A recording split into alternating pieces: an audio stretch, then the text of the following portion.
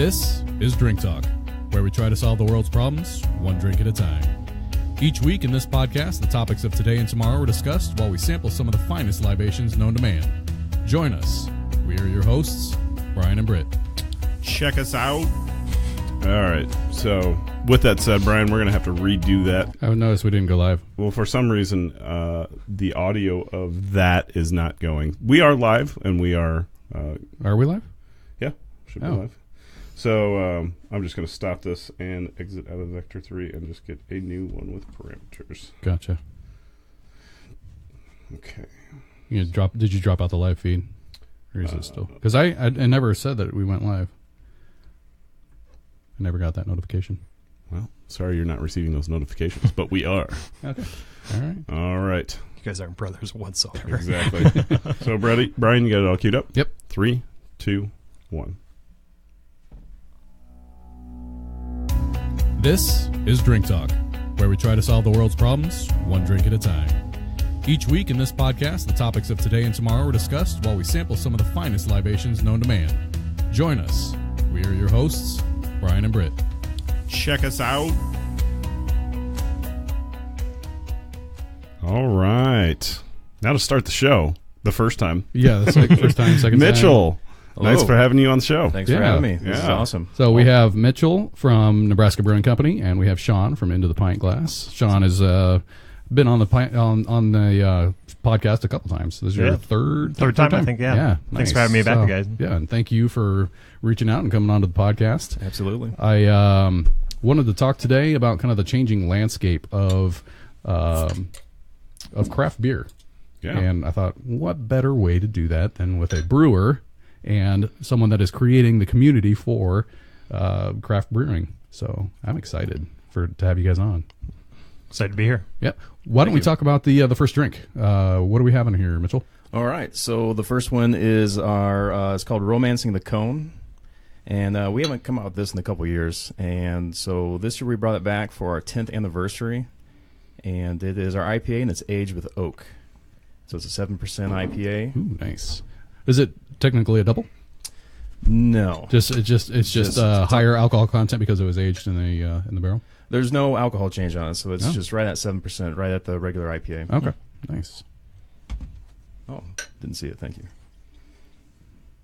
Hey, our actual viewing audience from way in the back, Grant, you want to come on back up here? I got a little beer for you here. Yeah, we do have we have our first ever live audience. Yeah. Live audience member. Excited to cheers you all. Yeah, cheers, guys. Cheers, guys. I'll pop up only once or twice more, but cheers. Ooh. I like that. I'm tasting some barrel in there. Citrusy. Yep. Can smell the hops. I love that. So what's interesting about this, this is kind of the fun things that brewers get to do, is that when you think about oak age, you just think about, just throw in some oak, call it a day. No, we got these different samples, kind of like in carpet samples. You just get dozens and dozens of these different oak samples. You'd never imagine there's that many different ones. And so we went through different trials and picked out just the right one that would play well with some of these flavors and aromas. Well, yeah, I would assume that, oak grown in different places in different types of soil that get different types of rain have different types of smells. But I guess that just never crossed my radar when in the brewing process. I'm like, wow, trees and oak. It wasn't really crossed my mind. But yeah, this one plays well. To me, I get like notes of like vanilla as well, and then maybe like slight. Of course, our IPA has some like citrus and pine going on, but also kind of has like this like pineapple type touch to it. Nice. A few years ago, I was able to actually tour your guys' facility with the Hive. Okay, we came down there with Jake. Which one? They have two. Your guys' tap room. Yes. That brewery. And they brought us into the barrel room, essentially. And when they were going around, anybody have any questions? My hand was always shooting up, And they're like, Britt, shut up. And I'm like, this is cool, Yeah. But what I thought was kind of neat was when you guys actually got barrels, like from wineries and stuff like that.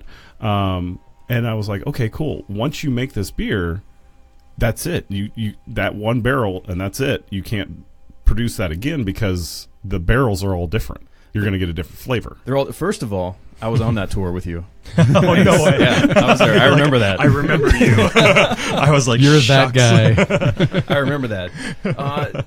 Yeah, so you talk about like actual times like we use those barrels? Yeah. Or, well, we use like our Chardonnay barrels, we'll use a couple times. Sure. And so depending on the style that we're doing, that do we want a lot of flavor coming out? And if it's something we don't want to be too intense, that'll be the second generation of that. Gotcha. So like our Chardonnay, we will use the apricot au poivre. We'll do the mélange à trois. We'll actually get a couple uses out of that. Same thing with the whiskey.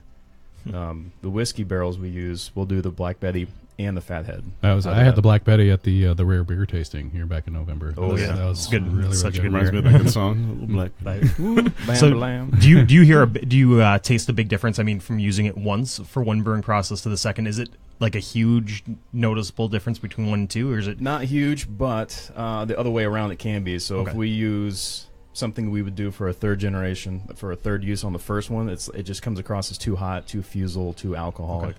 And so we'll save that for a later. Sure. But yeah, that's some breweries will only use single use, single turn. That's fine, but we can extract that. Same thing as you see a lot of like labels, and they'll say, "Oh, aged in this for 24 months."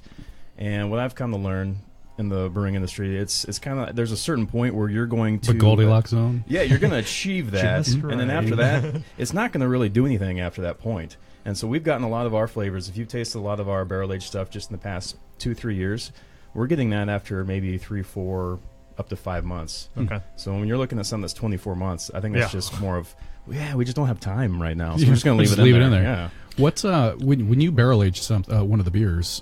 Can they be in the bottle longer? Because I know like shelf life on a lot of beers, like lighter beers, you're looking at like 3-4. You could probably push 6 months. Darker beers, you can get like 6-8 months. And sours obviously. But if it's barrel aged, can you keep it in the bottle longer without it going bad? It really just depends on the alcohol content. So anything less than like 8% is pretty sketchy when it comes to shelf life. So the barrel character doesn't really play a huge role in that. In fact, the alcohol content is only going to go up maybe a couple tenths. Kind of like our Betty doesn't really go up that much. Not really even noticeable. Not noticeable. Very slightly will go up, maybe a full percent. But that's kind of one of those things that is out there. Oh, if you barrel age it, number one, the alcohol goes way up. Not necessarily. And number two, it doesn't really kind of preserve that. So anything above like an 8%. So the higher the alcohol, that kind of acts as a preservative. So that's going to help, keep the oxidation lower, and it'll give a longer shelf life. And that's actually something I always thought, that the barrel aging process you would have more alcohol content. But maybe that's just because you see higher alcohol content beers that are being barrel aged. Right, because they could stand the test of time. We have a few, like our apricot au poivre is only about 7%, but that can hold up, but not too long. Anything lower than So- 7% you don't want to barrel age? 7 to 8, that's pretty much the limit. You don't want to put anything that's like a 4 or 5%, like a session ale. It'll oxidize very quickly.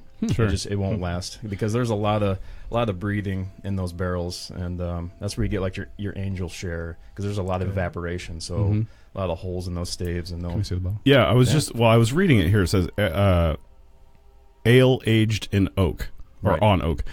So nothing has been in these. It's not. There's no whiskey in it. There's no Chardonnay. There was no These are just oak chips. oak chips. Okay. Oh, okay. So, and that's yeah. another thing. That's like a whole nother topic. So whenever you talk, like, the topic of extract brewing versus all grain, there's like all these, extract brewing is bad. And then so when you hear, there's two camps of oak aged, and when you say oak chips, people are like, Psh, you're taking the cheap way out. That's not true. Plenty of places do that, because it saves You're a lot adding of time. flavor.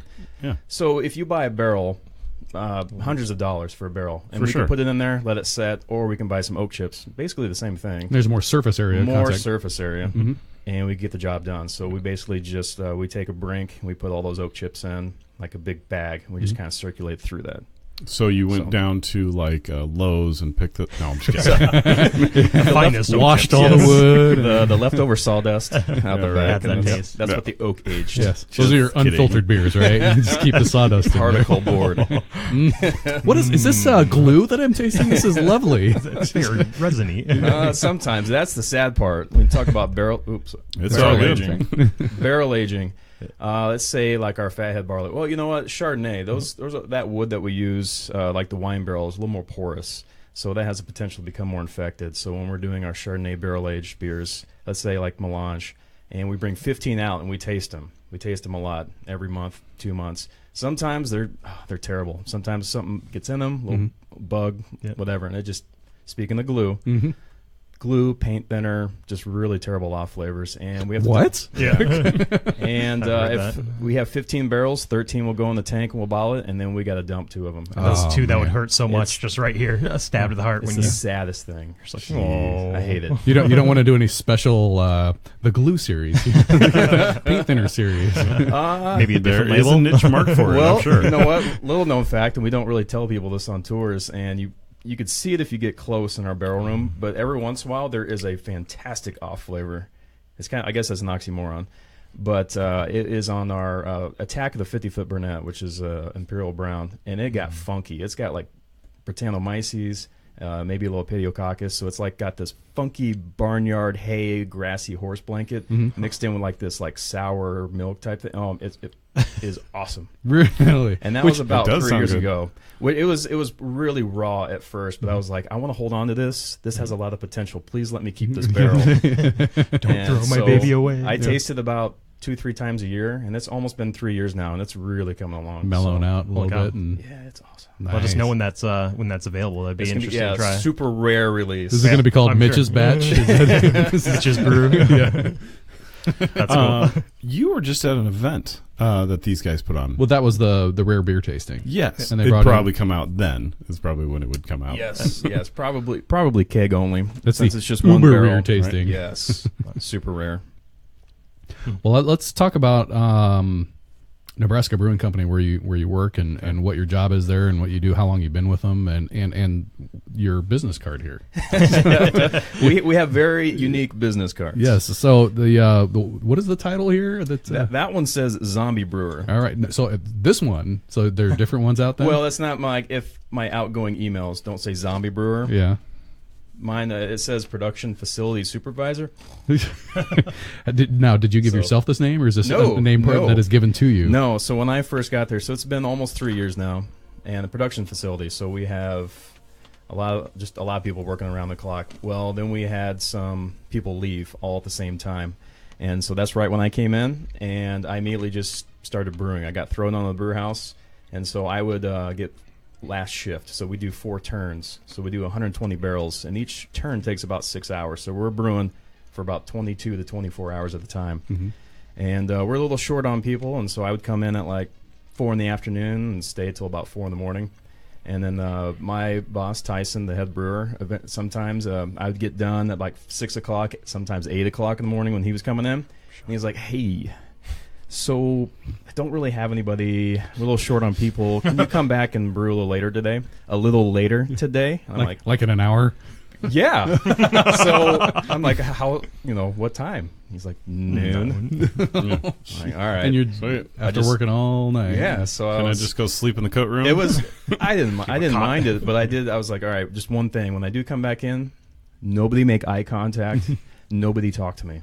Just let me do my thing. Because I'm just going to, not that I'm mad, I'm just like, no, I haven't had my caffeine yet. So, So that's how you got. it was the just name. zombie. I would just come in Zombie like, out. I'm like, hey, I'll talk to you in about 4 hours when Nice. I wake up. How did you get into brewing then?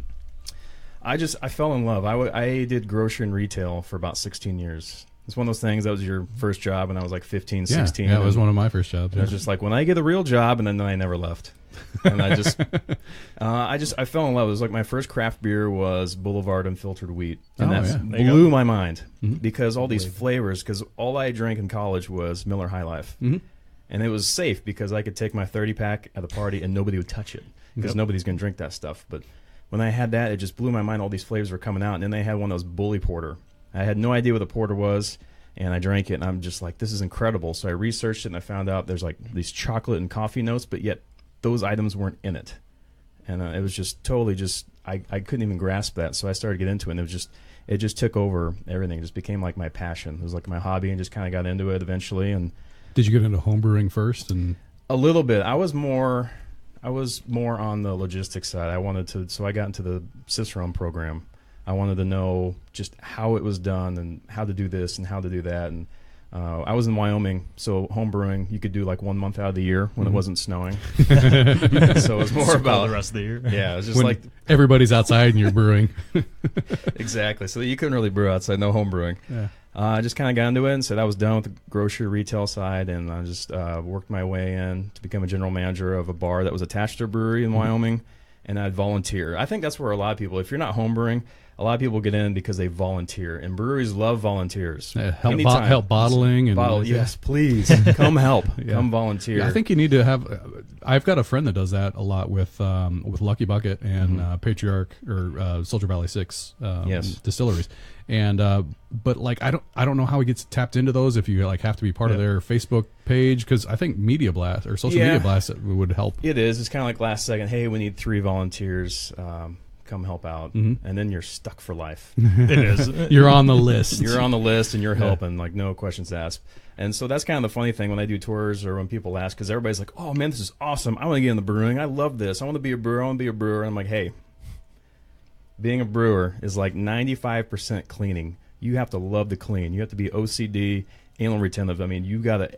That's all you do is clean. Because after you're done cleaning, you clean some more." But one of my favorite phrases from when I was learning homebrewing was, "We talk a lot about cleaning, and it's not enough. Like, it's not enough. Like you just, it's crazy." Yeah, so we get volunteer, which is great. People are very enthusiastic. They got to know, and so you just got to know that brewing is not this rock star status all the time. It's a lot of cleaning, and if you can get through the long canning runs and the long bottling runs, and then you're good to go.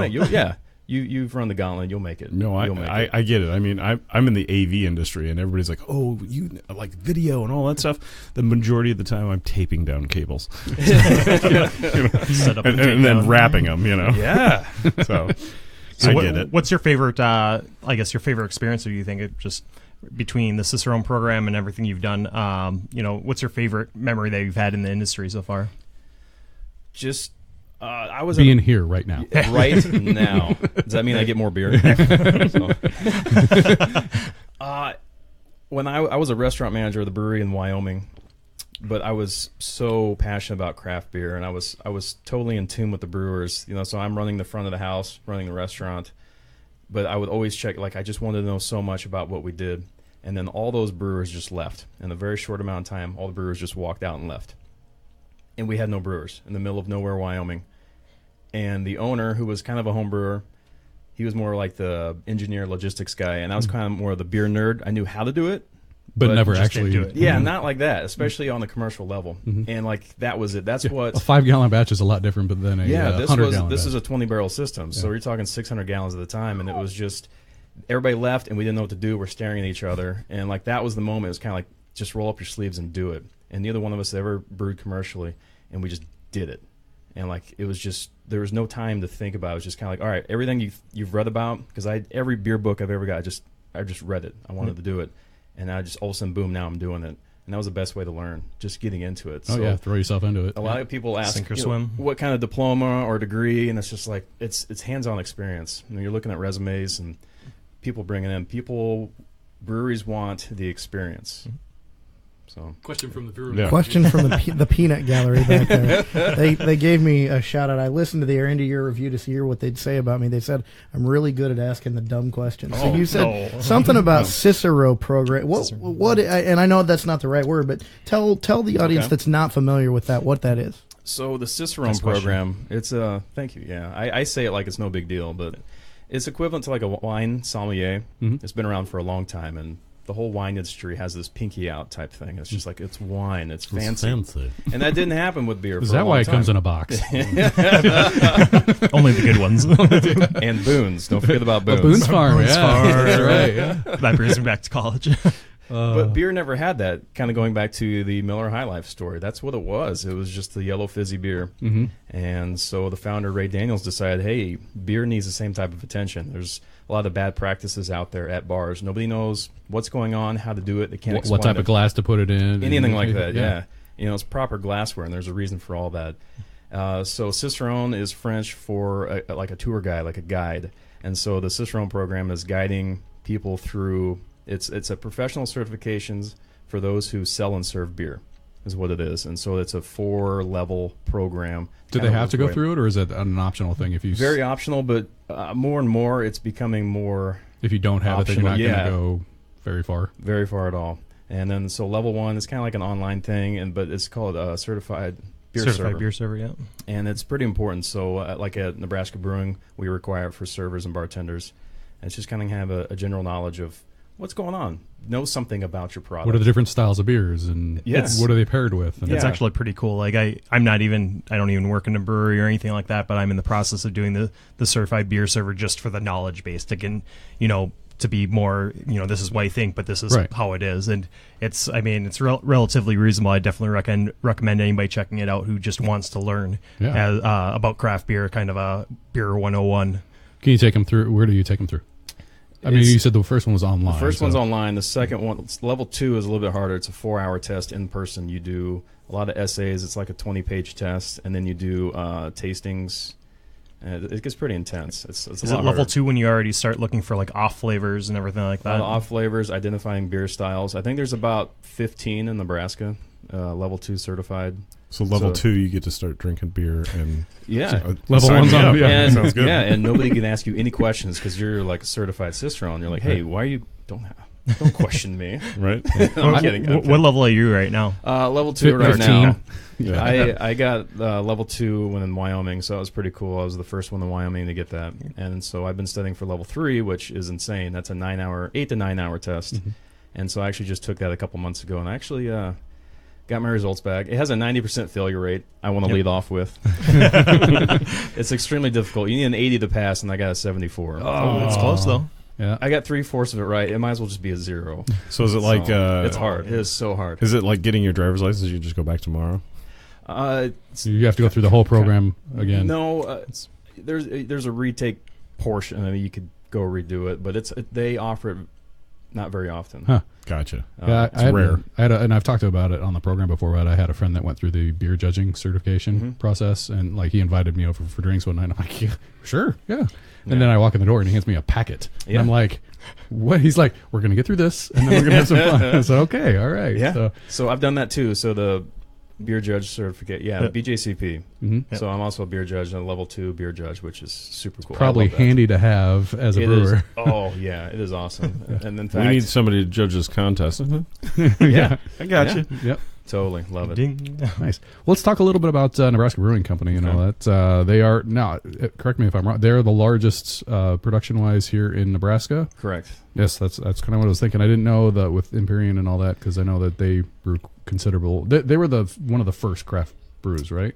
Empyrean, I believe it was the first. And that, there was other ones, but they're the first big one. Yeah, and the oldest surviving. Yeah, exactly. So, and then Nebraska Brewing Company, they now have 2 locations. One in Shadow Lake down on 72nd and 370 there, and the second location, which has been around for about 4 years. About 4 years. And Nebraska Brewing Company just celebrated their 10-year anniversary.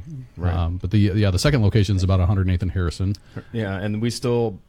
Every day, people come in and go, I had no idea this place was here. Yeah, if you drove by, you wouldn't, unless you knew what the Nebraska Brewing Company sign was. That's true. And then that's another thing. When people walk in, because it looks so small, and you walk in the back, you're like, whoa. What is, this place is huge. This is like Doctor Who's phone booth here? This is the TARDIS here? It's the TARDIS here. I like that. But yeah, they're in 25 states now, roughly. The last I heard was about 31-ish. Oh, really? Okay. Maybe 33. I had some old information, apparently. So I might be off by 1 or 2. Nice. And you guys host the Great Nebraska Beer Festival, which is in the 9th year, so next year will be the 10th year. Thousands of people. Sorry, I wasn't listening just a moment ago, but when did you guys start? 2007. 2007. 10 years ago in November. So wasn't 2007 right before the shortage of hops? Well, right before the recession. So that had to, I mean, you started a year and you're a brand new brewery and then the recession hits. Yes. I don't know the full story on that, but I've heard the owners, Paul and Kim, talk about they finally got up and running and then boom, the recession hit and it was... That'd be tough. Rough times. Yeah. Rough times. And Paul and Kim started as homebrewers in 1992. Right. And actually Kim is actually the president of the Nebraska Craft Brewers Guild. Yes. Right? Currently. Yes. Yeah, so that's kind of cool. I like that. Yeah, because somewhere down the line I heard hop shortage. 2007 was a hop shortage because farmers converted to doing more corn because ethanol was being produced, and you just couldn't get your hand on hops, and breweries were suffering because of it. So that's an understatement when you talk about hop shortage, because nowadays you can't just open the brewery and, hey, I need to buy some hops. There's hop contracts that go years and years out, and you kind of forecast what you're going to do, and you order thousands and thousands of pounds. So I can't imagine a new brewery opening and there aren't any hops. Well, small breweries is what suffered. Kind of necessity. So there is a secondary market, and you pay heavily for it, but still. The black market of hops. It is, yeah. So it's kind of like get the hops. I got some Cascade here. You want some Cascade? No, he's not lying though. We just had the hop cup fifth annual hop cup. That's a very good Saturday. Very good segue. And I had the pleasure of going out and hanging out with a couple of the breweries there, and I was talking to them about some of their recipes, and they're like, you don't even know what we had to do to get some of the hops for these. Like, that's crazy. Even today, like certain hops. I mean, there's rarities and there's or scarcity, however you want to say it, but it's pretty incredible to see what people have to do, or what these breweries have to do, just even to get hops. Decent sized breweries. One of the main ingredients, of beer. So, can you talk a little bit about the hop cup? What that actually is for people that don't know what that is? Yeah, I want to say fourth or fifth year. Fourth year. Yeah, well, sorry, this is the fifth. This was the fifth. Mm-hmm. Yeah, and so it started. So it benefits. So a lot of people, when they look at prices when it comes to beer fest, are like, oh, it's so expensive, but most of them, they go to a fantastic cause. Mm-hmm. And so these went to the Hop Growers Association, which is local, which is a big thing. Nebraska's breaking into that little market there. That's pretty cool. Yeah. So I'm sure that will come up a little later as well, as when they talk about local. We talk about the changing landscape. So that's where money's going. And then also with the craft brewer, the guild, which keeps us going, which if you get in the legality part, we need that guild to represent us to fight basically big beer and everybody else. And so that was a great cause. And we had what is it specifically though? The hop cup. Yeah. So what it is we have there's other hop places as well, but mainly Midwest hop producers. And so we all create a beer, and we could only use Nebraska hops, Nebraska grown hops. And so there was just an onslaught of IPAs, super hop heavy, bitter, forward, and it was just the best showcased beer that you can use with Nebraska hops. And there's a competition at the end. You get a little vote. You put in there. You pick your favorite beer, favorite brewery. You can also donate some extra, like we were talking earlier.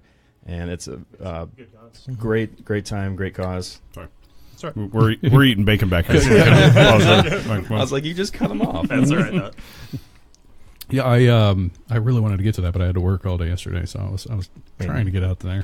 This year it was 21 breweries present, I believe. Yeah, that was a lot more than last year. Last year I think they had like 7 less or 8 less breweries. Like it was crazy. It was hopping. Well, that first year had to be pretty small because hops in Nebraska is a relatively recent thing, right? Definitely. And when you think about hop yards, if you don't know anything about hops, you can't just start growing them and then start selling them. It takes years for those to mature and even be ready.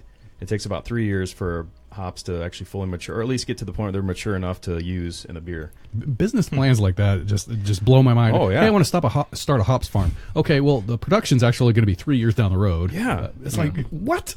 We took a tour of the one in Plattsmouth like 2 years ago, and they were just talking about, we're still a couple years away from this. I'm like, well, what are you going to do in the meantime? Like, I was do something. Wrap my mind around that. Sell some squash or something. I don't know. Yeah, how do you pay how do you keep the lights on? Wow, that was incredible. And they're building, and so they're growing like crazy. And good. Nice. It's nice to see. I mean, I think we're going to be hard pressed to keep up with like Oregon and Washington. But it's pretty cool that we're getting into some local hops here. Because we are an agricultural state, you would think that would be a no-brainer. But we're actually not that far. I don't know the number. I want to say around between 10th and 15th largest hop growing state, which is already that's good. It's surprising. Wow. It's a good number. Then I'm thinking, well, there's obviously states that just can't.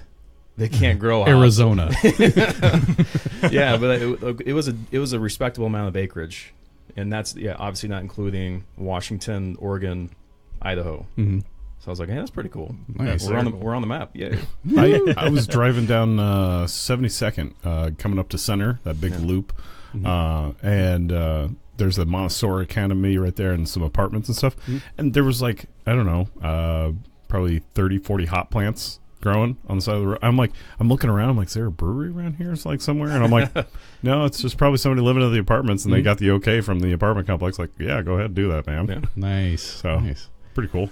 Let's talk about some of the lineup on the beers, Nebraska beers. So there you have different, like you have your seasonals that you kind of rotate depending on the season. And then you have your standard beers. And Flagship, is that still the Cardinal? Cardinal. I love the story behind the Cardinal. Do you know the story behind the Cardinal? For the most part, it was Paul was making the beer, and I'm sure he could jump in. Well, Sierra Nevada Pale Ale was what they were trying to emulate as home brewers. Hopefully he's watching, so he's like, "You're missing the really important parts here." And there's some crucial elements to this story. Yeah, but Get it together, I'm doing the Mitch. cliff notes of this. I didn't take the test when I started. Like, Yeah. Well, I've got some pop quiz stuff here for you, so you're welcome. yeah, thanks. I definitely to gonna work need tomorrow more. and be in trouble. Definitely need more of this. Yeah. So yeah, he was trying to, I guess, replicate that, and whatever. Nothing was working. It just wasn't working right, and he was just really ticked off. So he just left it for a while, and I think he had a lot of a huge amount of leftover hops, and he just said, "Screw it," and he just shoved them all in there and forgot about it. And I think he was at the point where he was just going to dump it. He wasn't even going to bother with it because he was done. You know, when you're just over it, whatever, I'm just going to dump it. And he tasted it, and he was just like, "This is it. This is it." But then, I think his first thought before "this is it" is that I have to retrace my steps. I have no idea how much is in there, or like how I didn't write this down. Yeah, how can I replicate that? Yeah. I love that. A lot of beers have great stories, and it's just. A lot of beers even called Happy Accident from big breweries. Oh yeah. And it's just like, oops, this didn't work out, but now this is This super sucks. awesome. Lagunitas sucks. Oh yeah, Because they forgot making to fun brew of it. themselves. Yeah. I think that's what it was on that one. Is Yeah. that they just forgot to do it. So what the story I heard about Lagunitas Sucks was they were trying to recreate their brown ale, Yeah, which the everyone loved, Brown sugar. and the brown sugar, and the head brewer wasn't there or something like that, so they had the kid doing it and whatnot. Yeah. And head brewer came in and was like, "This sucks. Like this is not brown sugar." Yeah. But it was still good beer.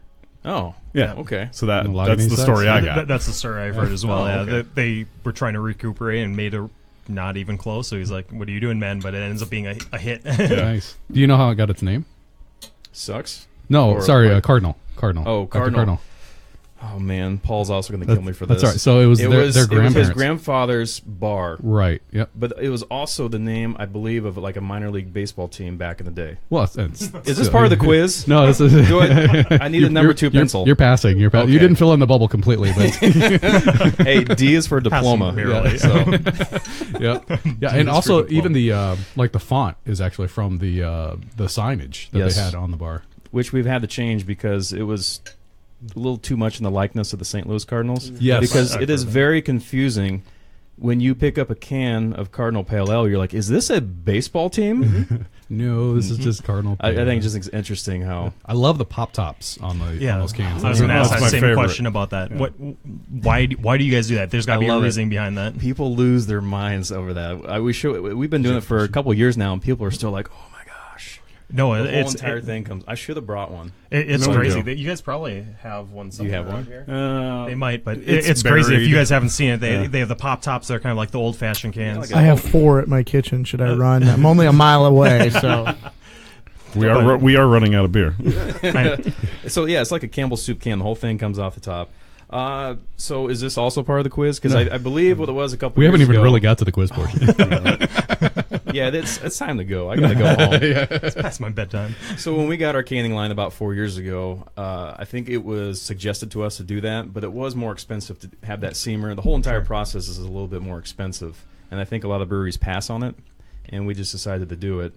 And then also at the time, it was still illegal. It was an extra littering part. So not only is it the can, but now the lid comes off, so it's like double the litter. So a lot of states, including Nebraska, it was illegal for a long time until I believe like almost 2 years ago. Well, that's Really? something That's crazy. like state to state because there are some states that they require cans like that. Right, yeah, and that's so. And that was the frustrating part during our canning runs. We do the regular ones, and then we switch in mid run and go to we just call them 360s because the whole thing comes off. So 360s. But now it's If you're drinking from the can, which I drink from the glass, but drinking from the can, those are great. I call them dangerous because you could drink them so quickly. You can. It's almost like That's what it is. the same Like, idea yeah, with the can. It's the can dangerous in the good way because you could just crush them like that. Right. And then They do really well. The joke was, but now most states do them. But my joke is that they sell really well in Texas because after you're done drinking them, they double the spit. Oh, Yeah. But then you have to look at it. Like it's just, Texans don't care. I guess not. I guess not. I can say that because I'm from there. It's a great idea that you guys had doing that with that though, because I mean I don't know how many times I've been asked where I'll order a Nebraska Brewing beer at a bar at one of the craft bars, and somebody will be like, "What beer is that?" Just because they see the can, and they're like, they want to know and they want to try it because of the can. I see that on Untapped. That's like the only comment. It doesn't matter how great the beer is. They're just like, "Oh man, this can is amazing." I'm like, who says that about a beer? But like that, people love it. It just draws people in. I mean, you guys have good art too, so the can art's pretty crazy cool too. Yeah, very cool. So we're going to take a break for the second one here. Let's explain what the next one is. Oh, we're going to the second one. Yeah, take it away. And I think I'm going to try to live up to the standards here. I think I got the story on why it's called Fathead. So our Fathead is an American barley wine. It's a pretty big one. It's got some brown sugar in there, and I love Fathead when it is aged, when it's super fresh, kind of like Bigfoot from Sierra Nevada. The brewery, they say don't drink this fresh, which is who makes a product. Just take out brewing. Hold it for 2 years. Hey, whatever product I'm selling, don't use this, don't eat this, don't put it away. Yeah, don't. And they said that, and that's what's great about this barley wine. So over time, all the alcohol everything just kind of like mellows out and just becomes like this, just fantastic. Like, oh man, it's amazing on this Fathead. So it's a barley wine, and then we decided we had way too much regular barley wine in barrels, so let's do some variations. So I think it was about a year or two ago we decided to do coffee and vanilla, and people lost their minds over the vanilla. And that one of them was me. It was fantastic. It was very good, but we didn't bottle it. And so that was the one thing. If one more person asked me, why are we not bottling this?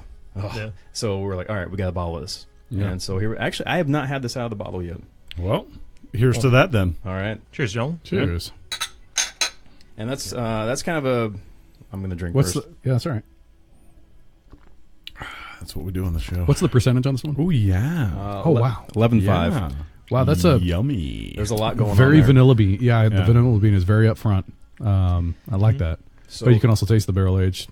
Oh man, it's very subtle whiskey, and then you've got you got some dark fruits as well, along with that brown sugar, like some really sugary raisins and figs and prunes. It's sweet without being overly sweet. Right. So it's not cloying, and there's nothing like it's too intense there. Everything kind of plays well. It just kind of and then it kind of finishes with like this caramel sweetness. It's smooth.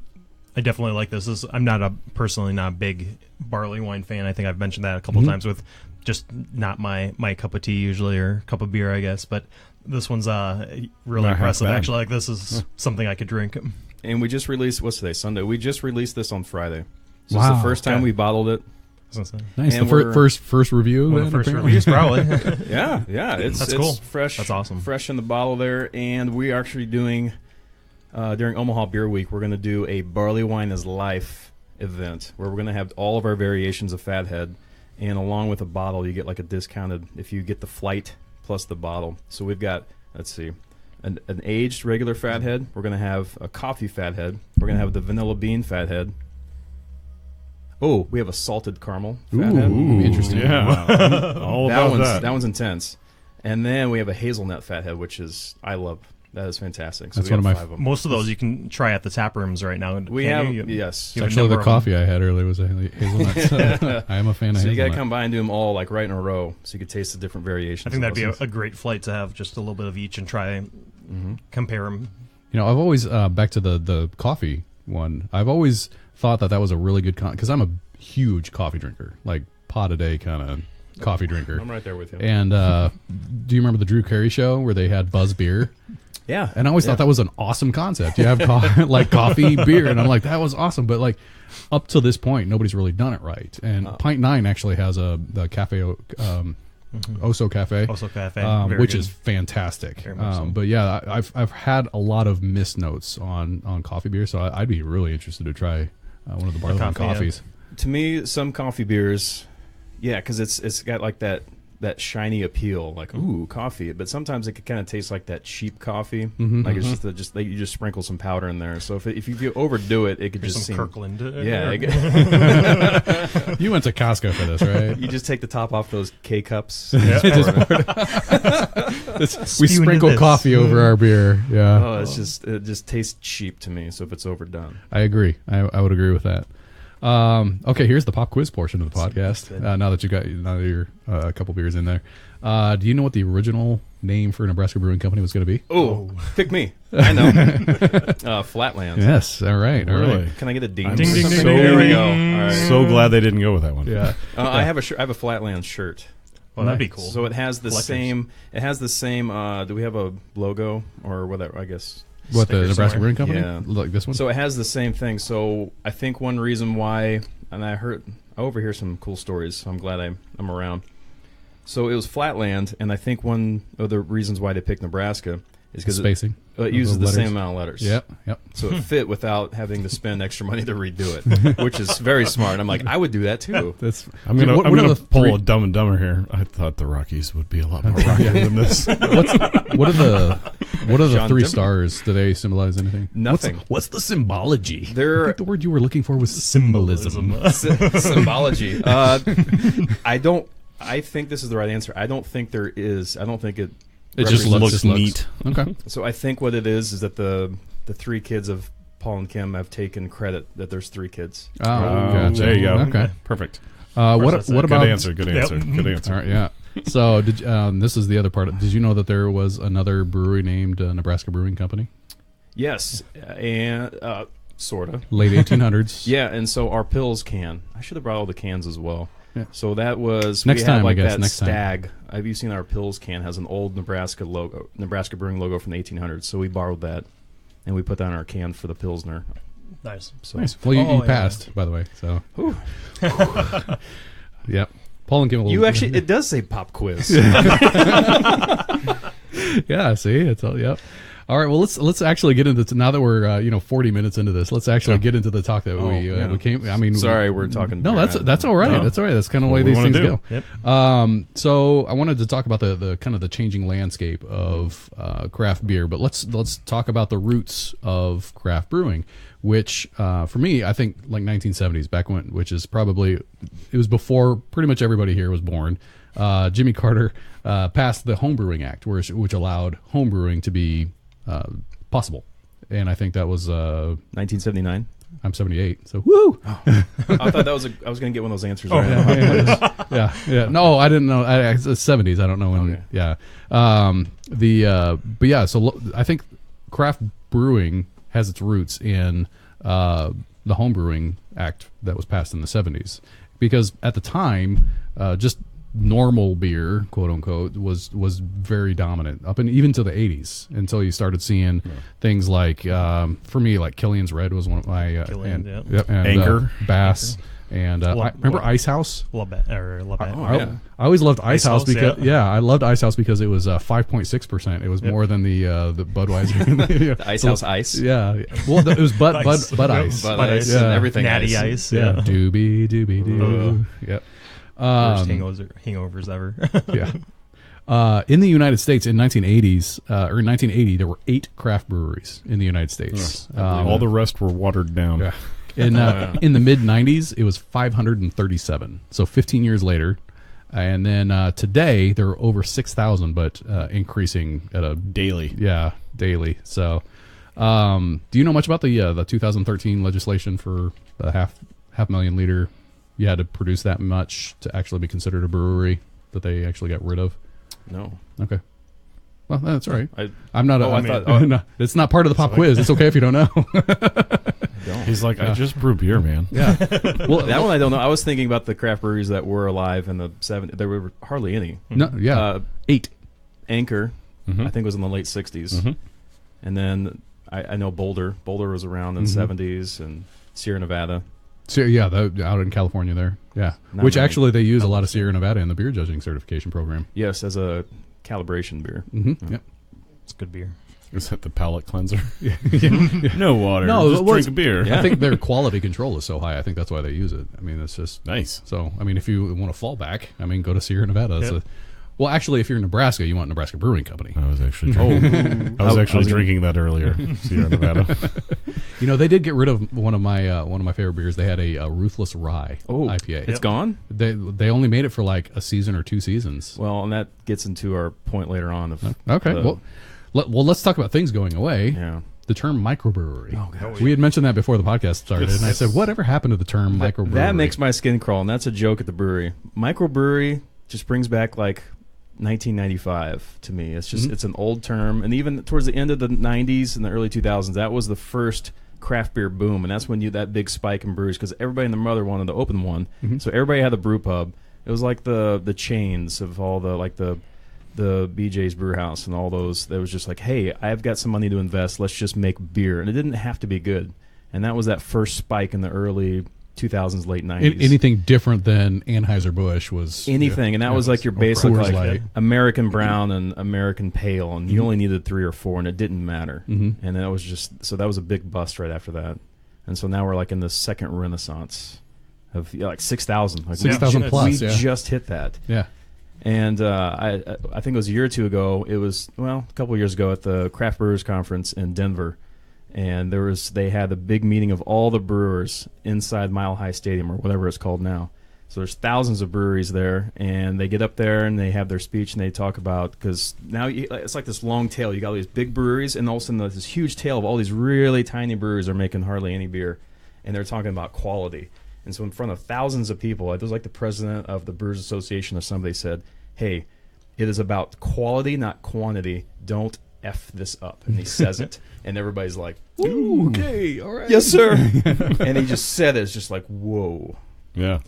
That's cool to see, because, I mean, we've seen, since I've gone through college, I've seen, rises and falls of the craft brewery industry, and like that's exactly what it is right now. If you look right now, people are willing to spend a little bit more money on a good quality beer versus going to the corner bar and having 12 beers at the same not 12, but having multiple beers at the same price. They're only having 2 beers. No, I totally agree with you on that. It's awesome. There was a stint a while back, a couple years back, that I was like, honey, we might be spending a little too much on beer during the week or what like that, So she went out and bought a pack of Bud Select. I was like, oh yeah, we used to drink Bud Select back in the day, 15 years ago, whatever.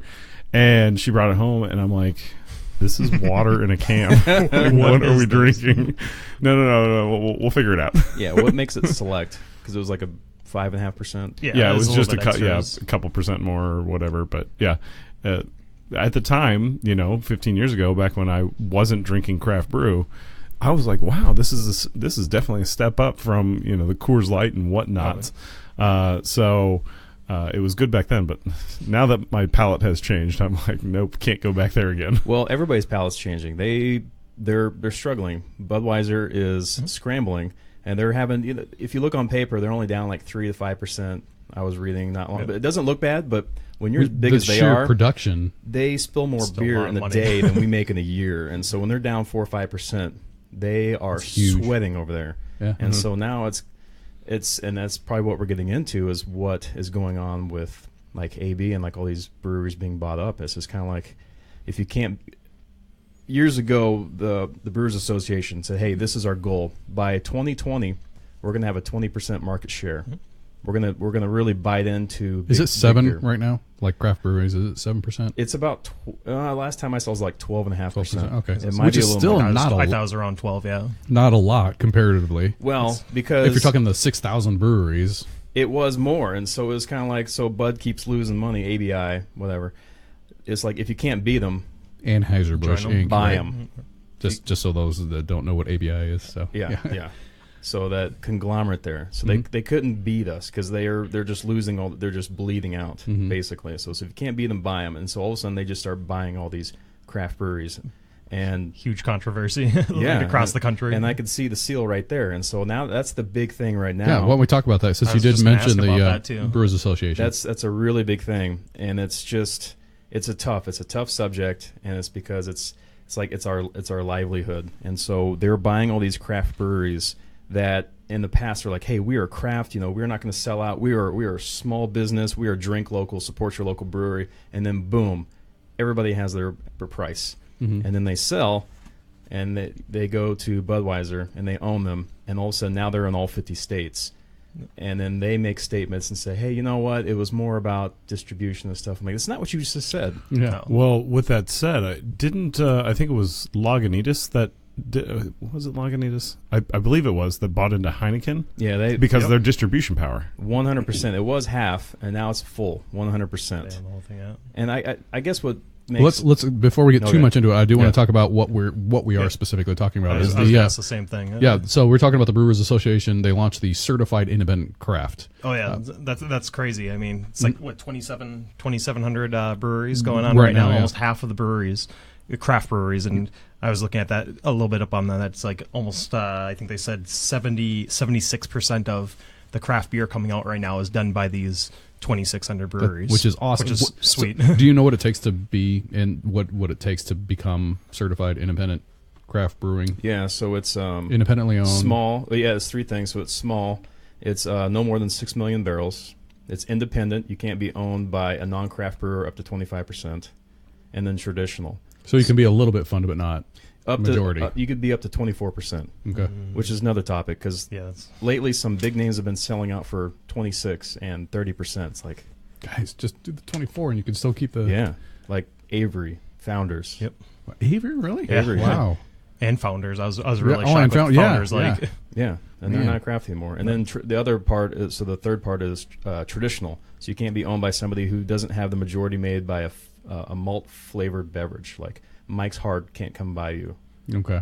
and you cannot be considered a craft brewery. Colt 45 Corp- team. any of those. Yeah, now Schlitz. Schlitz. now we're kicking it old school right here. You can't have a brew without some Schlitz, motherfucker. So I love the seal because that helps consumers that are very bought in. Yeah. They're very bought into the buy local, support local, because Nice. a lot of people don't know. And that's another phrase that we use in the industry is that craft versus crafty.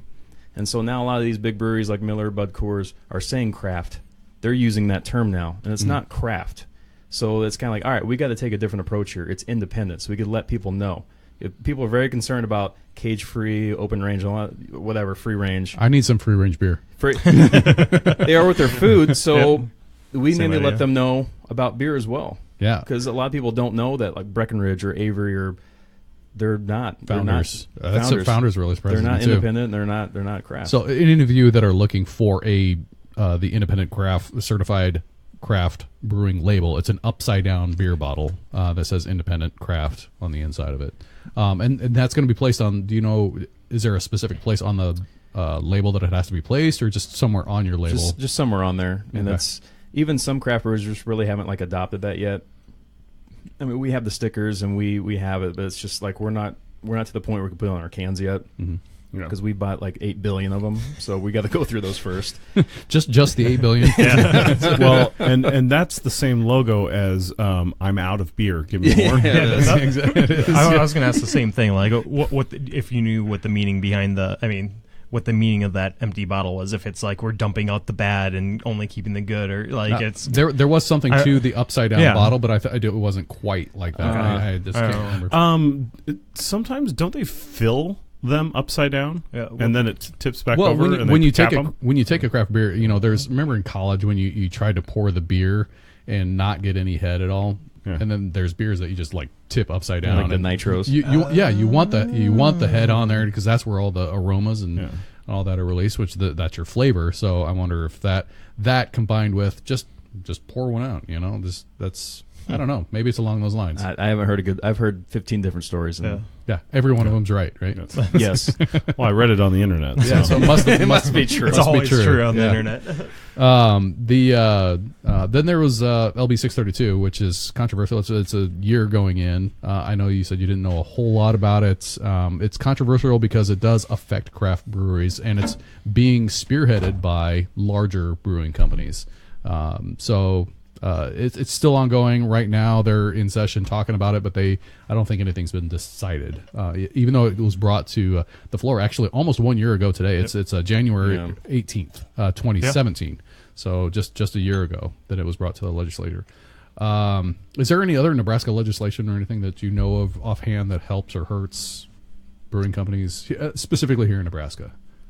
I think that's the biggest one, and that's kind of going back to the Hop Cup and different things. We raise money for the guild, and if we didn't have those right people in the right places, and I wish I knew their names, if we didn't have those representatives that were there for us, it would have gone through. It would have been bad for us. Like this come the rest. I didn't hear a specific story which brewery it was, but if a distribution center, I want to say it was one of the Nebraska breweries out west, and their distribution center was hours away. Weren't they saying they had to truck they had to brew it, truck it, like and across then the street? Truck it It was back. like across town. I want to say it was like in Broken Bow, like in Cater. Yep. It was way I out think it there, was. and so they had like if this would have happened, they would have to go to like Lincoln And then all the way back. rest for whatever amount of time, or like just touch, and then turn around and go back to Broken Bow or whatever. It's just which the cost of transportation would just the cost of your beer. You go from $6, $8, $7 for a 6-pack to probably $15 a 6-pack. and that's Yeah. big crazy. beer. That's what big beer wants because eventually, Because small they- brewers can't do that. Right. The bigger you are, your distribution is easier. The transportation costs are easier because you're probably having multiple locations, so it's not as Yeah, big. and- But if you have one location, and so that's too bad. It was really cool though. I went to they had the Kill the Bill party down at Blue Blood last year, and I was down there taking pictures. I mean, it was in a way it was like a big party. Like it was for a reason. It was helping fundraise and raise money, and they had I think it was the Polka Police down there, which is a pretty well known band out there, and everyone was having a great It's time. not a party unless you Yeah. get the polka in there. They are awesome. They are awesome. I mean, it's Nice. it's pretty killer, but they're a lot of fun. But I mean, just seeing all the different breweries. I mean, it was really backed by the Nebraska Brewers Guild and everything they've done to try to get everyone aware of what's going on and talk to their representatives and just even social media and everything. And without them founding that charge, we would have all been screwed. I mean, hands down. And I mean, as we go, like we continue to need them, though. I mean, it's one of those things that I feel is like those big companies, they're not going to stop trying. They're going to keep on trying because that's what they do. And, that's where things like the Hop Cup and any types of events that go to help fund these organizations, we need those events and we need to support those events Right, absolutely. to keep that community together. Absolutely. It's crazy. Absolutely. Let's talk a little bit about because you're here, so let's talk a little bit about social media. I know we've had a whole specific podcast on that, and By the way, thanks for the shout out. Nebraska Brewing Company. Yeah, thank you very much for the shout out. I'll do more tomorrow. So. Nice. First off, where do you guys see the most traction? I think it's just like anything. I mean, it's where people I personally, with Into the Pint class, I'm finding a lot of traction on Facebook and Instagram. But I've seen a lot of breweries do well with Facebook, where for someone like myself, not holding my own events yet and things like that, we don't have enough content, I guess, for that Facebook for those come check out our events and things like that. Which Facebook is really good for creating its own. One thing I do love about Facebook is I'm part of the Nebraska Brew Crew and then Nebraska Let's talk Craft Beer Craft Crew. Beer and Lincoln. I love it whatever, when the people have the can and then they take a picture of it in like The a sideways. glass, because a lot of times when it's in a bottle, you don't know what color it is, you don't know what it looks like, and when I look at that color, I go, "Ooh, that looks good." I want that one. I want that in me. And then then they'll talk about it in the comments, and it'd be like, it was great beer, and it's got this kind of note on it. And I actually get a lot of information off of social media for my beer purchases. I'm like, oh, they tried it and it was good, so Do you guys one I wouldn't normally try. Do you guys do like release party stuff on Facebook? Like if you're releasing a new beer and We do all that. Instagram, Twitter, Facebook. And I was going to say a lot, kind of piggyback on you, and to your point, kind of like having other people log in and show pictures. I think that's even more important. So if we post like an event and nobody else is talking about it, though, it doesn't matter. We could promote it and pay money to reach everybody, but unless somebody else is talking about it, because it's going to be word of mouth, and if somebody else is posting a picture or tagging and making this cross-reference to another brewery or another person, it's just we won't see that come back. I completely agree with you, and that's a lot of, we have some ideas with Into the Pint Glass, and a lot of my ideas with Into the Pint Glass is to help the brewing community in my own way. Like, I'm not going to be a brewer. That's not exactly what I'm looking to do. I'm not trying to join with any one brewery, but helping create that conversation and help to facilitate that, like, is very important with social media and with the success of it, any event that's going on. Yeah. I've been noticing, depending on what you're doing, like the traction, like the Instagram, if you're posting a picture, I see way more people responding to the Instagram post, as long as it's a picture. That's the problem with Instagram, is Correct. You kind of have to have a picture with that. But when it comes to events and all that, I would say Facebook. Mm-hmm. But then Twitter, for me, is like, unless you're doing like 8 posts a day, which I don't have time for that. So it's pretty tough. Unless you're the president or something. You know? Yeah. Not lately. Right. Right. I was Because joking. of the shutdown. Right. He's not Oh, very- yeah, that's right. Because he's not very busy right now. Yeah, yeah, exactly. Yeah, exactly. My Twitter feed is so small now. Smallest Twitter feed. Boom. All right. Cans versus bottles. Ooh. We kind of got into it a little bit with your pop top Well- cans, but I feel like I'm on the edge of old school versus new school. So drink from glass. not Doesn't matter. not well. That's okay. So it's actually like 3-dimensional. So not that long ago, nobody had cans, and if you had cans, that was just like, this is your grandfather's beer. That was the And cheap everybody's way. moving Yeah. back to cans. Well, yeah. So Oscar Blues, when they did it, it was just weird. I felt weird buying an Oscar Blues can because it's like, this is in the can. Where's Dale's the bottle? Pale. And Dale's all Pale, that. yeah. Yeah, it was just like one of the only, and now they're like the godfather of that, and they've had the crowlers and all that I stuff. remember going to a beer fest. Actually, it was hosted by you at Shadow Lake, Mm-hmm. and I noticed it was the first time that I'd seen craft breweries, like, they didn't have the keg, like they were pouring out of cans. I'm like, Yeah. what? So Well, here's to that point. Light is a problem. So that's much a so. big one. well, that's why Boston Lager built the bigger sides on the 6-packs, was to let less light through. And- so and darker bottle and the- darker the bottles. brown bottles. So if you've got it in a can, there's no light that gets into it. and so- it's recyclable Exactly, and lighter to ship. Yes, that's a big one. I was going to get to that. So and just cost too. The probably the whole, like, the carbon footprint on the brewery side is huge. So shipping, freight, weight, all that stuff. And then when you go to, that's why like breweries in Colorado, it's huge for them, or any type of outdoorsy type area. Throw those cans in your backpack, crush them, very little waste. You could, bottles, you got to haul those around. You don't want to leave those laying Cling, around. cling, cling, cling. Yeah, so cans, but yeah, light on the brewing side, light is near and dear to me. So it takes a minute to become skunked. I mean, I'm not trying to be like against Mother Earth or anything like that, but I mean, look at the can art, man. I'm all for can art. There's whole Instagram channels like beer porn and stuff like that. That literally is just people showing the cans I that was they just gonna have. say, I mean, clown your beer. they're crazy, awesome, and people's artistic ability. I mean, you see some crazy things, and you Well, can't do that on a bottle. I mean, Well, like, and not to talk about another brewer, but like Brickway is doing like the street art on yeah. their cans. So cool. They have a great artist. Yeah. he's a tattoo. I can't Tattoo think artist? of his name off the top of my head, but he's a tattoo artist. There we go. Nice. But it's crazy stuff. Nebraska as a destination for craft beer. Let's talk about that a little bit. Ooh, that's a good one. Well, I hear Like Nebraska two- destination. I know. Woo! Chimney Rock, here we come. We were just talking about this before the Yep. show. We're up to like 42. 42, right? 42 breweries with, I think, I thought it was another 48. Depends on where you count. Yeah, Like, so 10 years ago we were at 5. yeah. And today we're like, okay, 42 The last to 40. read I saw was about 42. I was going to say some closed 3 probably. or 4 that are also looking to open where they might have the paperwork where they're considered a brewery now, but they don't have a production location. So it could be somewhere right in between that 42, 48. I I like would the say. number 42. It's a good, nice. Yeah. It's a nice number. I was just noticing I was drinking with my pinky up. This must be a fancy beer. Cicerone you style. passed my pop quiz, so you're good. A plus.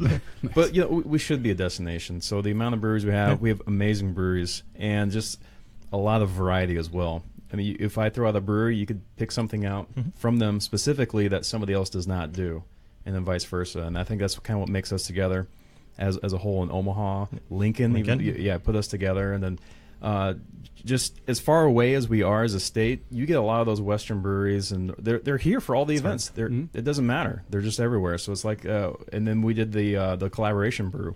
Oh, those are fun. Everybody was here for that, and as everybody was on board, we're all a team for that. And I think that was a big part of it too when it comes to, that was one of my posts I just did on Instagram about our collaboration beers, that a very unique industry is that you don't see Walmart and Target teaming up against Kmart or whoever. Amazon or whatever. Amazon, yeah. That just doesn't happen. But here as craft brewer, we are fighting for shelf space, and it's like this friendly competitive, but yet we're all on the same team. We'll call each other up. We'll ask for ingredients, which is... Can I borrow some hops? Can I borrow... Why, you think about any other industry, who would possibly let you borrow something when you're trying to... A competitor. Yeah, you know? But we're all on the same team because it's fighting against big beer. It is. That's what it is. And even at like 42 breweries, we're pretty low in the spectrum when you think of breweries per state. Now, I know that our population is a lot less than some other states. And we were just talking about this earlier. I thought it was Colorado that had the most breweries, but you said now it's California. California. It for was sure. just over 900. Is it 900? Holy 900. Can you imagine if Nebraska? Man. But what's I don't even know what the population of California is, but I'm sure it's way up there. Millions. It's not the. Is it the number one state like population for just pure population? I think so. If only we had a device connected to the Wealth of Human Knowledge. We have like 8. 5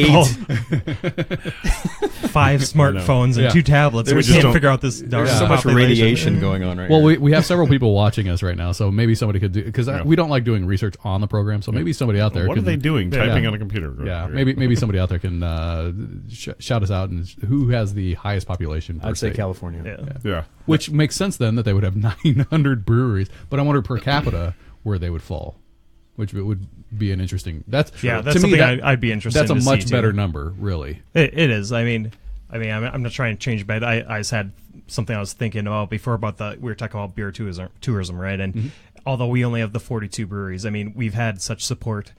I say we. I'm not a brewery, but the brewing industry has had such support from the different CVBs, the Convention Visitors Bureaus. I mean, if you look at Omaha here, they have the penny pack, where those who are not from Omaha can get this passport to come down and buy one get one for a penny. Taps for pints. Down in Lincoln, they have, I can't think of the name in Lincoln, but they have a passport too that's available to encourage people to come from those not too far destinations, whether it's coming from out west where it's not a little bit further away, or coming from Des Moines, coming up from Kansas City, things like that. Minneapolis, we're drawing a lot of people who are coming to try these beers. I mean, it's awesome. I didn't know anything about this passport. Where do we get this passport? We can't get it. I tried Omaha. We can't get. It's almost like the old Chicago beer tour on a grander scale. So when I first moved here, I kept my Wyoming license for like 2 years. I'm like, we're totally going to do this. We live in Omaha, and we could get all free beer. That's great. I did the same thing when I moved in. Yeah, and then we didn't do it. So. James actually responded to the. Thank you, James, for is it California? It is California as of 2017. So thank you, James, and thank you for watching. Yeah. So, yes. So the state with the most breweries also has the highest population. So makes sense. I mean, it does make sense. There you go. Yeah. It's interesting to see. I mean, 900. You just have to watch out for the wildfires and the mudslides. Yeah. And then they have no water to brew with. Now, if you think of it in Nestle taking all that. Yeah. Oh yeah, we're gonna. We did this last week. We did it last week. But you have Oregon and Washington right there, which is where the majority of the hops come from there. So they're, just south of them. That kind of makes sense. So and Sierra Nevada, which was kind of the catalyst for a lot of the craft breweries. So I see it. I see that's a staggering number. That's a lot. We got 42. Well, trust me, I just went back up to Minneapolis over the Christmas break, visited my family up in Minnesota, and I was shocked. I mean, when I was up there, living up there, I remember there was a lot of breweries. Well, I went up there with some friends, and we went on one evening. I had my buddy who just got married. He was DD because he couldn't have as much fun, says the wife. But the old ball and chain. Ball and chain. She's like, Sean's back in town. You have to be good, so you have to drive. All right. Well, literally in Minneapolis, we brewery hopped, and for 5 hours, we went to like 10 or 12 breweries, and every brewery was like a 5 to 7 minute drive from each other. Mm-hmm. And I mean, we're not like that here yet, but I mean, you start to see parts of. Well, you could actually do a beer tour here in Nebraska. Like you can hit the brewer 900. Nope. No. Wow. Well, and there's companies that are trying to do that. The Omaha Beer Bus and stuff like that. I mean, they have a bus that I know they go around throughout Omaha. Mm-hmm. I mean, it'd be cool to see things like in Minneapolis, there's a company called Get Knits that does larger trips that'll go from Minneapolis all the way up to Duluth, which is like a 2.5-hour drive, and all the way down to the border of Iowa, another hour and a half, and they'll go between both, like seeing like Omaha Beer Bus or another company come in who will do kind of tours that will go further than just in that city. Right. I think that would be awesome for the beer scene. Well, and I do see Megan watching us, and I know Megan and her husband both have pewter mugs from Old Chicago, which means they have done 10 tours. That's crazy. At 110 beers. That's so crazy. that's over 1,000 beers right there. So got it that is kind of possible. It is possible I to want to see do their untapped accounts. I'll get an untapped battle. We could do that. All right, next topic I had, millennials and craft beer. Ooh, yeah. Speaking of untapped, Yep. I think that It's plays making it well. into a game. Well, that's kind of a social think it's a media. I good mean, we thing. touched on social media a little bit. I call it clickbait beer. Yep. Clickbait is just kind of like, it catches your attention. It's just like, oh, squirrel. It's just so. A couple of years ago, I was reading, and it's like, oh, the trend for 2015 or whatever is going to be session ales, and I'm like, Yep.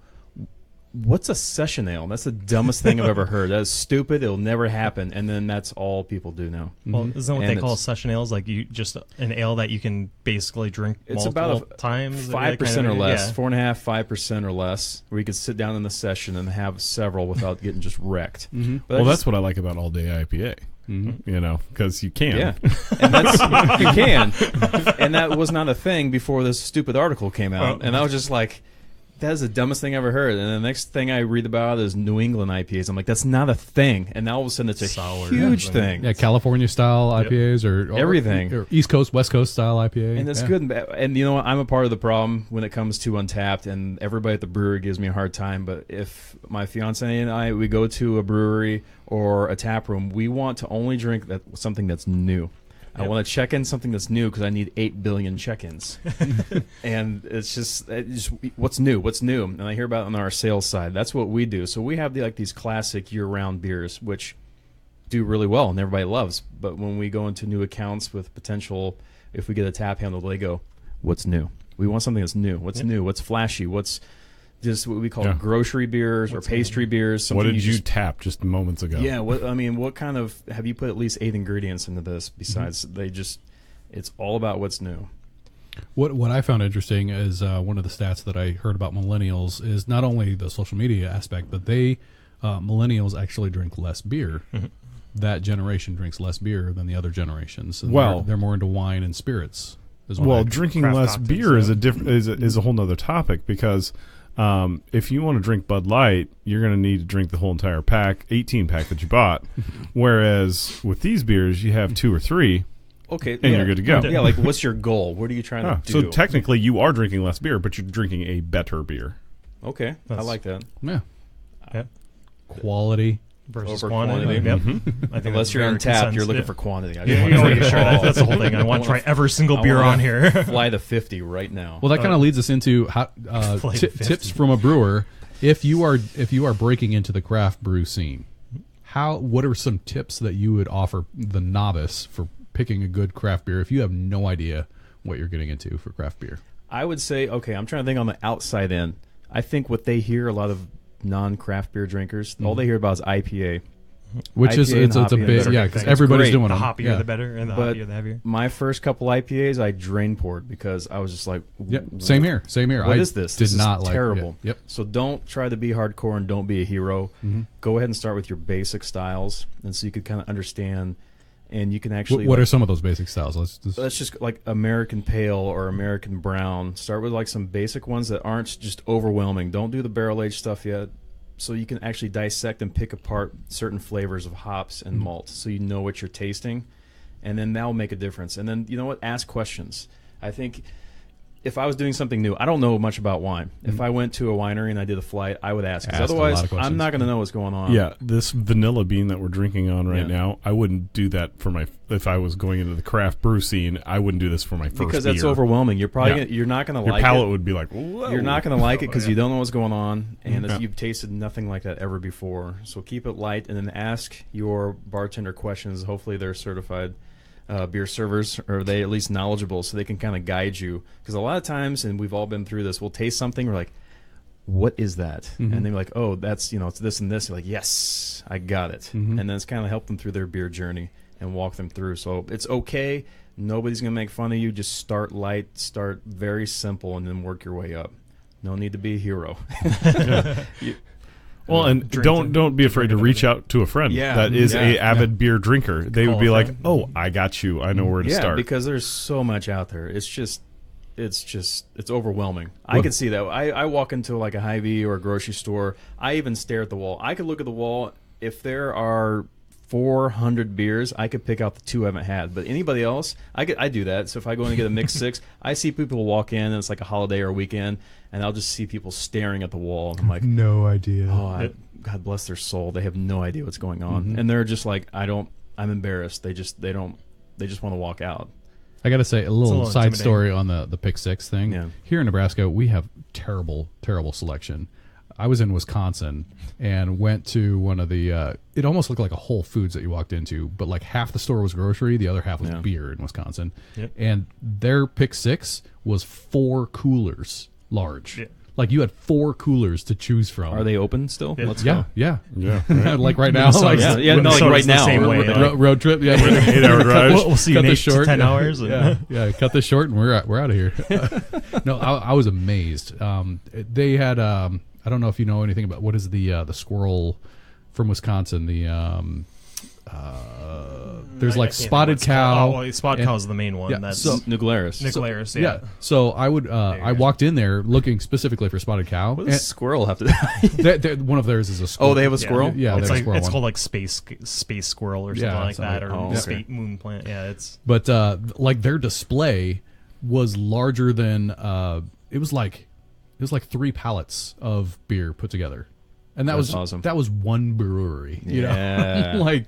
Oh, this is completely different than Nebraska, Well, and that's that. I was watching a documentary on how breweries are doing multiple different styles of brewery for getting that shelf space. If you're a brewery and you make 1 or 2 different beers, well, cool, you've got that much shelf space. Right. If you do 5, 6, 7 different beers, your shelf space gets bigger. Yeah, which is great. Which you kind of have to. I mean, you don't want to be the one-hit note. No, and that kind of ties back into the probably the model that Anheuser-Busch is doing right now. So back in the day, you walk in, they have 18 facings of Bud Light, and they're in different size packaging. We're like, well, okay, that's nobody wants that anymore. But if we buy all these breweries, we can still fill that space with our product, and nobody's going to know the difference. So we're still selling our stuff, and that's being in retail and grocery, you got those prime locations. So Anheuser-Busch, eye level. You open the door. That's the number one spot. You open the door.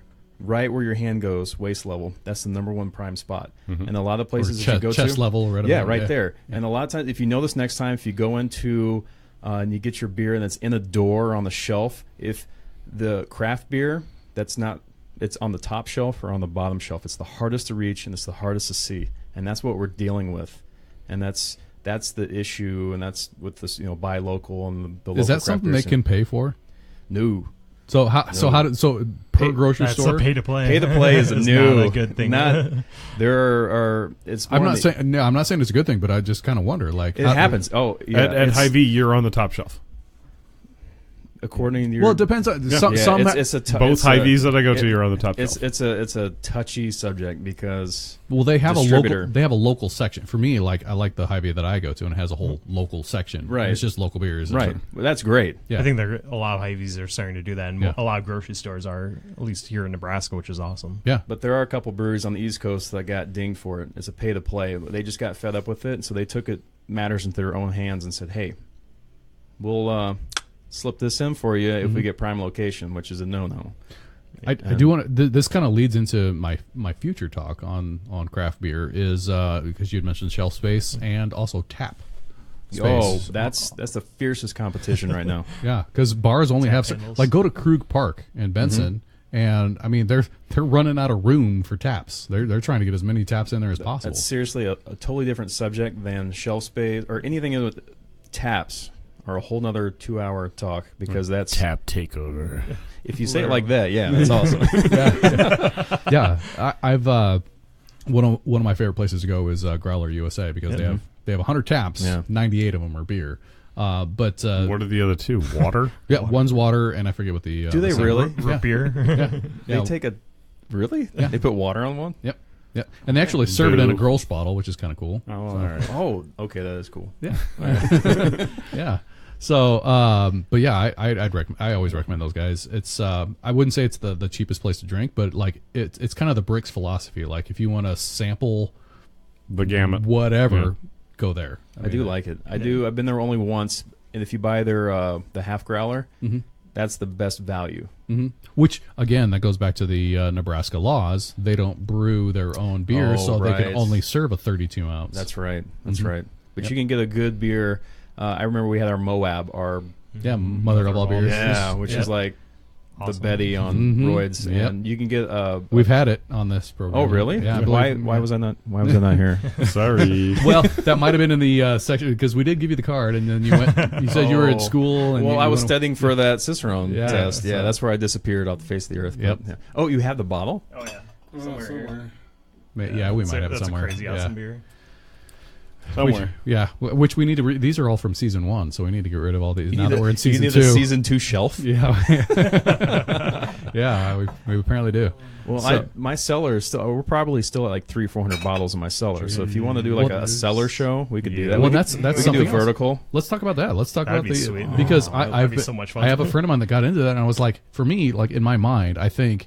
And this goes back to what I said earlier. Yeah. You go to a light beer and you can keep it around for 3 or 4 or 5 months. And, I'm glad that didn't break. Season 1. So the cellar concept to me was like unique. Like, how are you keeping these things in a cellar? I mean, you got Yeah. to drink them. You got to be a whole nother breed of human to have this awesome cellar. Like you treat it like your baby. Yeah. So, and I actually come around on the whole cellar aspect. It's amazing. You can age beers, and people are just in love with aging them. But then there's that certain day where it just turns and it just goes terrible. Well, now, so like sour beers, you want to Well, you want to age them sours for hold up the test of time because what's going on in there, it actually eats a lot of the oxygen in there, so you're not going to get oxidized flavors, and that and those yeast strains, those wild yeast strains, can act as a preservative, so those aren't going to go bad. Like you're not going to open one and go, like, oh wow, like a year minimum is what you want to keep them in your cellar, right? Oh, at least. Yeah. So the younger and fresher that they are, they get really harsh, like really astringent, really sharp, where you're drinking like rubbing alcohol. So the longer those go, those can like really mellow out, and you get those flavors are really separated out of that. But yeah, sours are pretty indefinite. You can go forever on those. But verticals. So if you're not familiar with verticals, you can take we just talked about Black Betty, which is a Russian Imperial Stout, about 11% ish. Depending on Those, the year. yeah. You can take a vertical is taking that bottle and buying 1 or 2 every year, and you can line those up, and you could do about 5 years worth at once. And what's great about that, or just any beer and stuff, whatever you want to do, anything, I wouldn't go anything less than 8%. Each year is going to be slightly different. It's the same beer, so flavors are going to kind of change. It's going to go through this roller coaster. Let's say if we're going to do a Russian Imperial Stout, they could start off really alcoholic, really boozy, and about 3 years from now, that alcohol will subside and a lot of that chocolate will come out, and then after about 5 years, the chocolate will go away, and they'll get like really coffee notes or like dark, caramely or whatever. So it's really fun to see what happens over time, what they do. But in order to build a good cellar, you need to keep them out of the light, keep them about 55, 60 degrees in a basement somewhere. in basement. Probably. And you need a lot of money to blow on beer. We got It's a popular thing. We have a question from the viewing audience here. All right. How would you feel about Hy-Vee starting a crawler/growler service? Oh, that would be awesome. I wish they would. Beertopia does that. It's pretty limited. When We were actually out in. I took the kids out to Joel. Hey Joel. We took the kids out to Hilton Head, South Carolina, a little island off the coast of South Carolina. They have a little Disney resort there, but the only grocery store that was in distance was a Whole Foods. So we went there, and they had a whole corner of growlers and filling growlers and I was like, "What is this?" It was amazing. So you got to fill your own growlers? You can fill your own, or they sell their own. People will be like, Well, Fill your own. I think they have somebody who fills it for you. Yeah. Yeah. You don't actually pull the tap. No, because of people like that'd be you. dangerous. Because of you. Not me. Not you. I'm You a just stand-up did cinnamon. it. You just did it. Hey, I'm here to fill That's a growler. where my thoughts went. Where's your growler? Well, here's the tube. Yeah, right. It's a beer bong. I love it. I think it's a great concept. Mm-hmm. Have more variety of serving style, and a lot of the ones that I've been to that have that are more local, fast-turning beers, very rare, limited. Now, you guys don't have one of the crowler machines, but do you know what those? Is that a huge expense? No, for? actually, no, not really. We just Which is why a lot of smaller brewers are getting into them. yeah, it's just we've talked about it. I think eventually we will. I think we've just invested in the growler thing for a while. I like the growler better. Yeah. For me, the 64 ounces. Well, you've already got a canning machine. I mean, just a different style canning machine. Yeah, it's really not that much. To me, like the crowlers or like the single serving. To me, I just want to like put a bag around it and like the 40 ounce. The 32. Yeah. Oh, there's like He's back talking size. like one of those. Backswing it. Yeah, I like that. I would do that. Oh, Sheesh. And Rookie mistake. is that season 1 or 2? bango, bango, bango. Season 1. That was season 1, yeah. So No, I saw it in Iowa too. They're doing the same thing. Oh, There's gas stations. at gas stations, Yep, that's at what I was Come and gonna Go. say. I come and goes. Yeah. I was driving back from Minneapolis, and I'm like, oh shoot, I have to grab some gas, and I'm stopping, and I walk in, and I'm like, there's crowler service. what is going on? I'm like, there's like 12 different beers on tap from Iowa beers I've never had. That's crazy. And they all have growlers, and I'm like, growlers or crowlers? they were doing full growlers 64 that ounce? say 64 ounce growlers that say come and go on them. Like, Yeah, Come and Go. and I'm like, I want all of you. Like, What's even cooler is that It's they have crazy. like this. They have a TV display, Yep. like this rotating thing. I'm like, I'm just here to It's get like like on some t- Twizzlers and Yeah. gas, and they had Advertisements. KBS on tap. Yep, they did on for a Nice. growler. I saw that too. KBS from Founders. I'm like, in are you kidding me? December, coming back after Christmas, they did. I thought that was crazy. That's ridiculous. You couldn't So find that crazy. a couple years ago. Now Oh, you go to hell, your local heck no. gas station and get it. That's on Come and go. Yeah. That shows you how far beer is Yeah. coming, man. Man. And that's crazy. What do you think about non-alcoholic craft beer? What? What? Sorry, I know, right I know. over the head.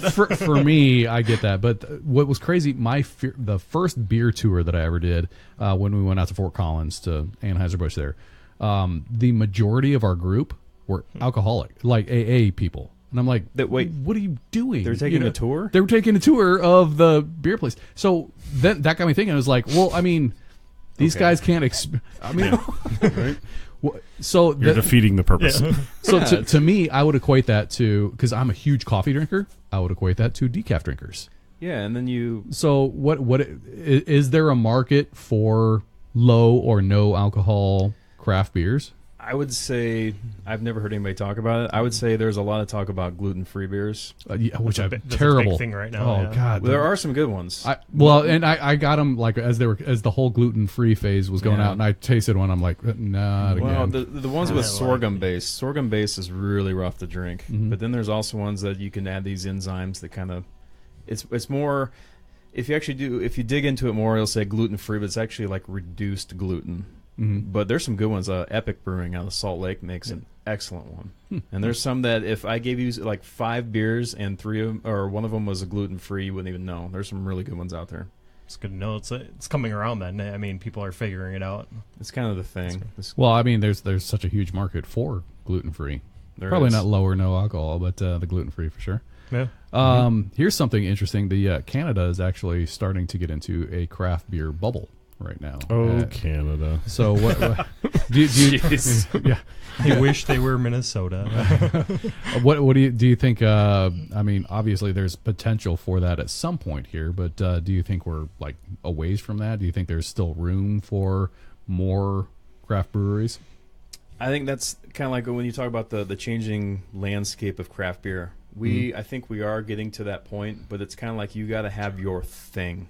Because I don't think To get out of that 12% where you guys are at right now for the market that share. I worry about the really small ones who want to get big, and the shelf space is just not there. It's kind of like if you got to have your thing. If you're the only show in town, make it the only show in town, and really take it to the max. That's how you're gonna thrive. And it's just because everybody is opening 2 or 3 locations. It's like Walmart gas station brewery, and yeah, eventually there will be. I think we just call it the shakedown, the shakeout. Like eventually some of those will go away. There's gonna be some healthy turnover, and we're gonna lose some. But I don't I don't know, if you're small, you just can't have these massive dreams of getting huge and big and like adding all these states.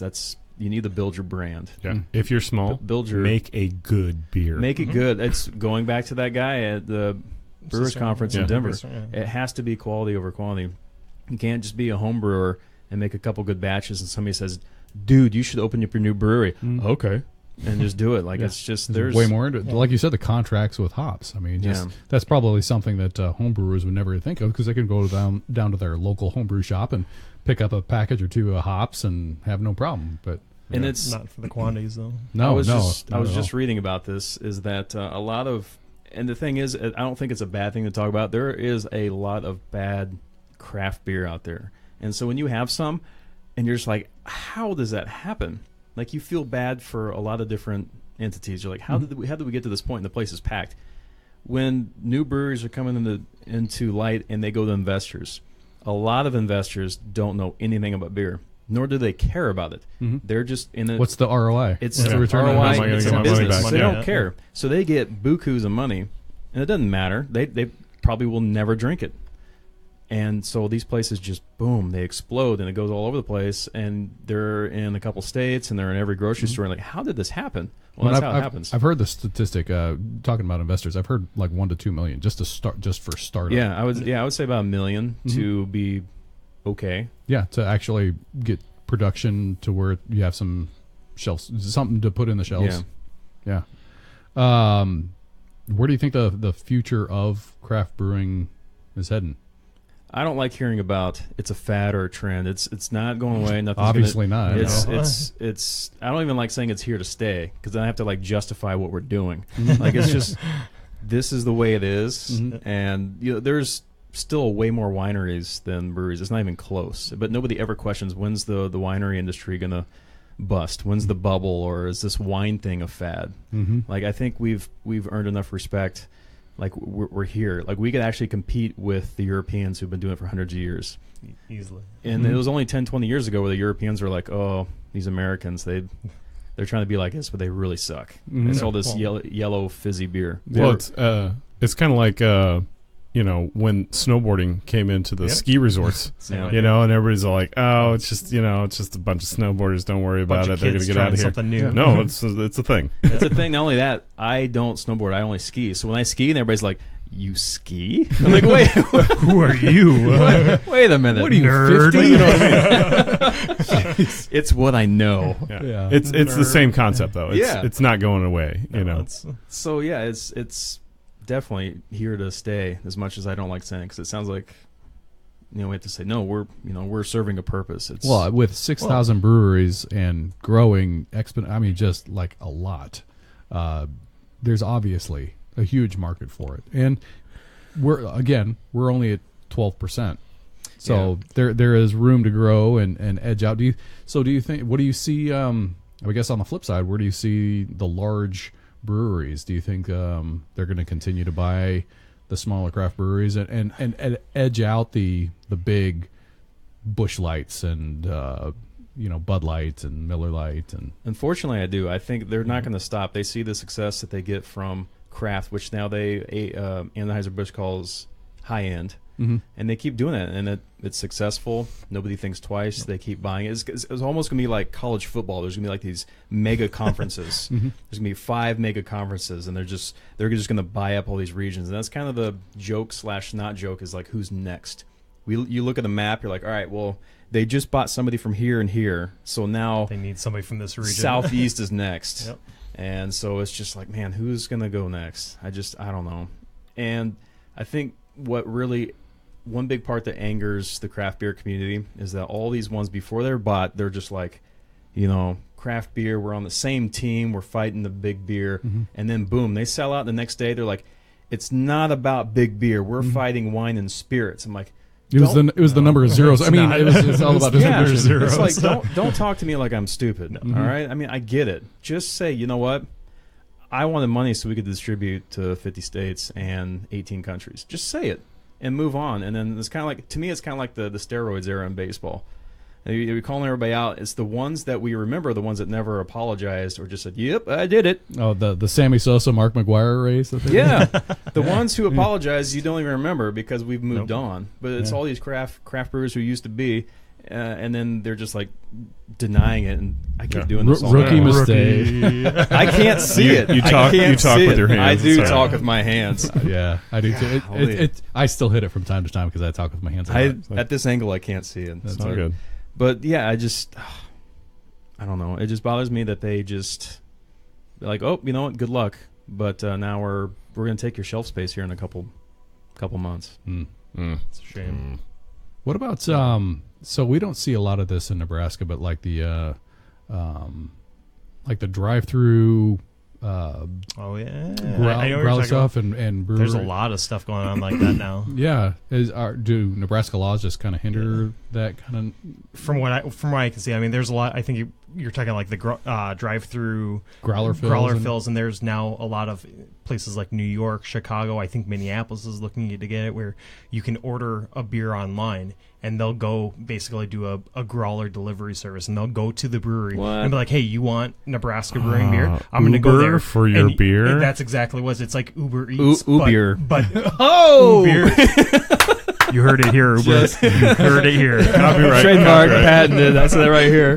No, but like, there's a lot of cities that are starting to do that, and it's getting pretty crazy. Like, it's a cool idea that you can go and I want this beer, and this beer for a party, and I don't want to drive, and they'll pick it up, and for a fee, I mean, they'll bring it to you. I mean, for the Amazon crowd out there, that would be very appealing. That's insane. Well, with Hy-Vee, if you do $100 worth of groceries, they deliver it free. So just $100 worth of beer, and you're good to go. Delivery. I was just reading today on USA Today about the Amazon Go. Have you read about those? Yeah, the immediate. If I went in there 7 times a week, I'd still feel like I'm stealing stuff. So you just walk in. There's hundreds of sensors and cameras, and all you got to do is like log in. I think you got to like let everybody let the Amazon know that you're there, and you just grab something and walk out, and it'll charge your Amazon account. Well, that's weird. Apple actually has something very similar to that. If you have the Apple Store app, you can actually walk in, take a picture of the merchandise, and just walk out because it'll just charge your iTunes. Take a picture. Who has time for that?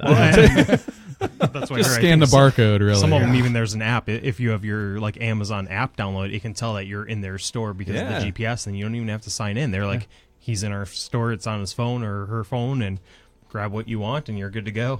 Have you seen the Amazon? Somebody like did the Amazon hack, is what they called it, and it was in a city where they deliver same day delivery when you order it. Oh yeah. And he was going around to the homeless, and he was asking, "What do you need?" And so he was like delivering socks or coats or something to these. It was really cool. It was really cool. Well, that was way cooler than I was going to say. What they do is you can order with a drone on Amazon on Christmas Eve up until noon and have it delivered by 3 p.m. on Christmas Eve by drone. I'm like, and I don't know that would work in the South. How lazy hear the I want that present. It's like, how lazy are you? Yeah. It's just, golly. Well, it's more for the oops, I forgot. Yeah. People. Yeah, at that point, just... Or they showed me up. I have to get something quick. No.